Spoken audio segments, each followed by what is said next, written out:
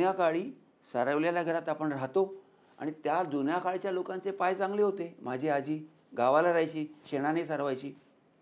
आणि आता मी राहते, मस्तपैकी टाईल्स आहेत, मार्बल आहे, हे आहे, ते आहे, कोटा आहे आणि माझे पाय दुखतात. तर इट इज नॉट सारवलेली जमीन, it is not your Kota or marble or tiles which is the difference.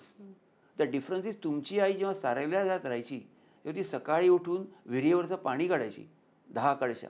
मग जाऊन वाट्यावरती 10 माणसाचा स्वयंपाक करायची. मग ते सगळी भांडी घासायची. मग जाऊन शेतात जाऊन काहीतरी हे घेऊन यायची. ह्याच्यामुळे त्यांचे पाय, गुडघे, सांधे चांगले राहिलेत. सारवलेल्या शेणामुळे नाहीत. आणि आपण इकडे जेव्हा राहतो चांगल्या पॉश ह्याच्यात, तेव्हा आपण 3 माळे असले तरी आपण लिफ्टने वरती येतो.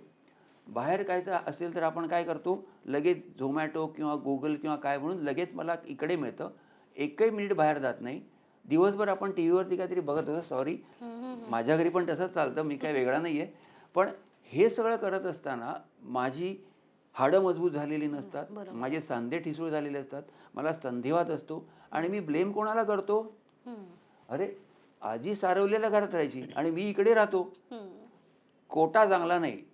आता मी एक माझी बेडरूम करतो, तिकडे घर सारवून घेतो. चालेल का? तर तुम्ही कसं राहता याला महत्त्व नसतं. तुम्ही कोट्यावर राहा. पूर्वीच्या काळी राजे-रजवाडे मार्बलने बांधायचे. गरिबांकडे जो नव्हता ते काय शेणाने सारवायचे. त्याचा अर्थ असा नाही की राजे-रजवाडे राहायचे, त्यांचे गुडघे खराब होते. त्यामुळे कोटा असेल, मार्बल असेल किंवा साधं हे असेल, इट डझंट मॅटर.